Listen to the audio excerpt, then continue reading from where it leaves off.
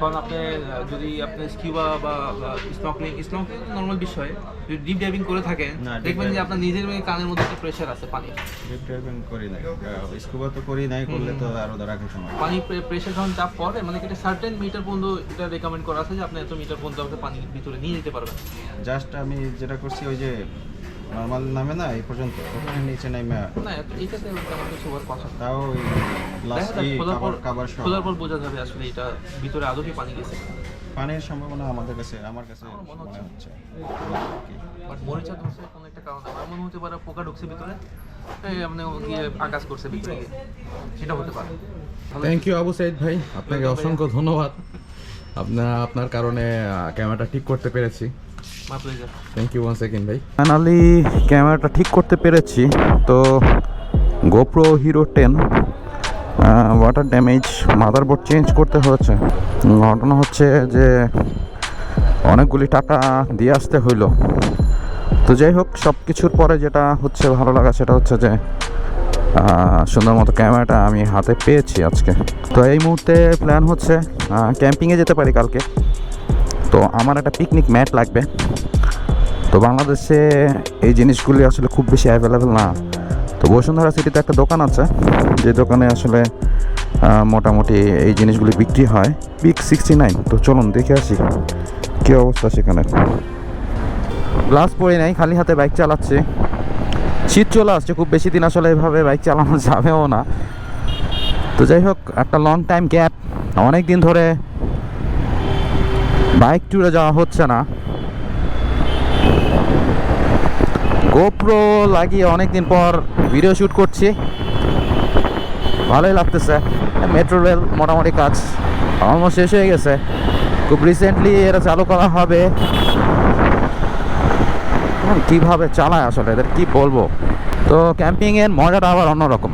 ক্যাম্পিংয়ে bike ছাড়া গিয়েছি, এটার পিছনে বেশ কিছু রিজন ছিল। যেমন একটা রিজন হচ্ছে আমার যে শার্কের হেলমেট, এই হেলমেটের ভাইজার ভেঙে গিয়েছে, যেটাতে নর্মালি আমি ভিডিও শ্যুট করি। এখন অবশ্য আমি অন্য একটা হেলমেট ইউজ করছি।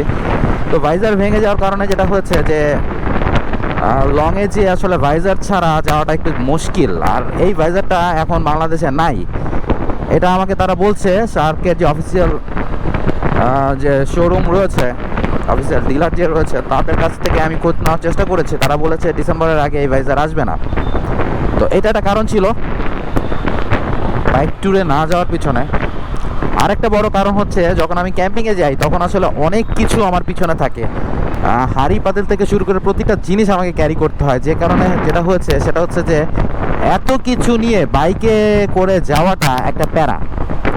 যদিও আমার স্যাটেল ব্যাগ নাই, তো আমার চিন্তা ভাবনা আছে আমি এই যে নেক্সট মান্থে একটা বাইক ট্যুর দিব। আমি ক্যাম্পিং করব, সোলো ক্যাম্পিং করব, বাইক নিয়ে বের হব। তো সেটার জন্য মোটামুটি প্রস্তুতি নিচ্ছি। মোটামুটি আমার অনেক কিছু কেনা হয়ে গিয়েছে। লাইক আমার টেন্ট কেনা হয়েছে, আমি স্টার রিভার 2 নেচার হাইকের নিয়েছি, সাথে নেচার হাইকের পুরো সিরিজই নিয়েছি বলতে গেলে। আমার হচ্ছে চুলা থেকে শুরু করে যে হাঁড়ি পাতিল টাইপের যেই জিনিসগুলি আছে এগুলি সবই হচ্ছে নেচার হাইকের। তো এখন পিক 69-এ যাই, দেখি কি অবস্থা। আই হোপ সেখানে যেটা চাচ্ছি সেটা পেয়ে যাবো। আমি অনলাইনে দেখেছিলাম, তারপরে অনেক সময় দেখা যায় যে ওদের স্টক থাকে না। সো দেখা যাক কী হয়। Let's go to the Bashundhara city. আচ্ছা, শুক্রবার, তারপর রাস্তায় বিশাল বড় জ্যাম। মানে বুঝতেই পারছি না যে আজকে হঠাৎ করে এত জ্যাম কেন। নর্মালি এই সময়টা তেমন জ্যাম চোখে পড়ে না, বাট আজকে কি জানি কি হয়েছে। এখন ঘড়ির কাটার সময় হচ্ছে 4:45। তো 4:45টার দিকে এরকম জ্যাম আসলে মেনে নেওয়া যায় না। সব মানুষ রাস্তার উপর দিয়ে যাওয়া আসা করছে, বিশেষ করে যারা বাইক চালাচ্ছে। তো কোনো নিয়ম নীতি তোয়াক্কা করছে না কেউ। এটার একটা কারণ আছে, দীর্ঘ সময় এরকম যানজট থাকলে আসলে এটা করা ছাড়া আর কোনো উপায় থাকে না। 1 hour later. ভয়ঙ্কর অবস্থা, আসলে বলে বোঝানোর মতো কোনো ভাষা নাই। মানে কি যে দুর্ভোগ। আসলে রাজনৈতিক দলের বিভিন্ন কর্মকাণ্ডর কারণে এরকমটা হয়েছে বলে আমার মনে হচ্ছে, আমি জানি না। মানুষের কষ্ট আসলে রাস্তা না নামলে বোঝা যেত না কীভাবে দাঁড়ায় আছে, আর কি পরিমাণ বাস, আর কি একটা অবস্থা পুরোটা রাস্তায়, মানে তা বলে বোঝানোর কোনো উপায় নাই। মানুষজন না পেয়ে যে বাসে করে যাচ্ছে, ট্রাকে করে যাচ্ছে। কেন আজকে এই দুর্ভোগ সেটা আসলে এখনো মাথায় ঢুকছে না। কারণ বাজারের রাস্তাটা মানে ভয়াবহ রকমের দুরবস্থা যাচ্ছে ওই রাস্তাটার উপর দিয়ে। মানুষজন কিভাবে যে পার হচ্ছে, ওই যে আমার সামনেও দেখতে পাচ্ছি। আই থিঙ্ক এখানে আজকে মনে হয় কোনো জনসমাবেশ বা কোনো একটা কিছু আছে। বিগত সময় দেখেছি বিরোধী দলের অনুষ্ঠানগুলোতে গাড়ি টাড়ি সব কিছু বন্ধ করে দেওয়া হয়।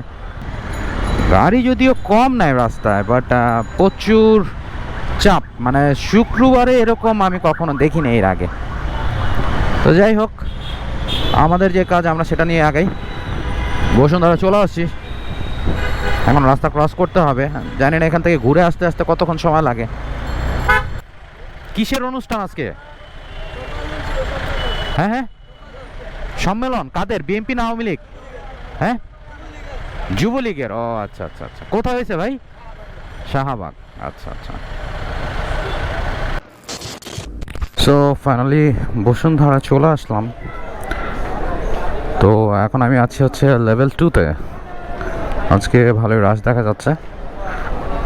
লেভেল 2 একেবারে সাইডে, হাতার বাম দিকে হচ্ছে X69। সো ভাই ভালো আছেন? আমার ওই যে একটা পিকনিক ম্যাট দরকার। কয়জন? যে 1200 একটা ইয়া দেখলাম আপনাদের ওখানে। এটা না একটু খোলা যাবে না?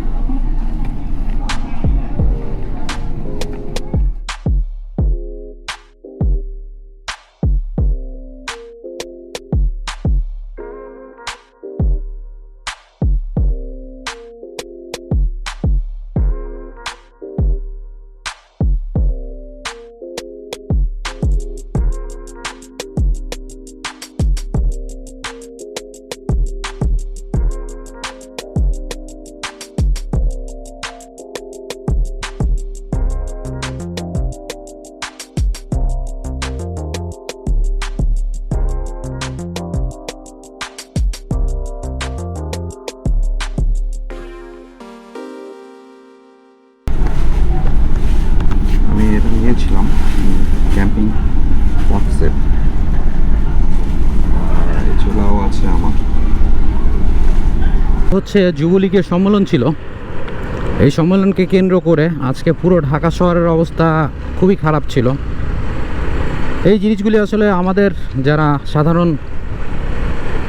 মানুষ আছে তাদের জন্য আসলে অনেক বড় ঝামেলা, সমস্যা। কারণ হচ্ছে এই সম্মেলনকে কেন্দ্র করে পুরো ঢাকা শহর স্থবির হয়েছিল। এখন মোটামুটি অনেকটাই নর্মাল হয়েছে, বাট এই যে ভোগান্তি, এই ভোগান্তি আসলে বলে বোঝানোর মতো না। আমাদের দেশের রাজনীতিবিদদের কবে যে শুভবুদ্ধির উদয় হবে এটা আসলে আল্লাহই জানে।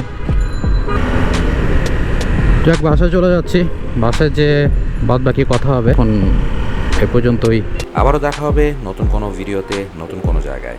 সেই পর্যন্ত সবাই ভালো থাকুন, সুস্থ থাকুন।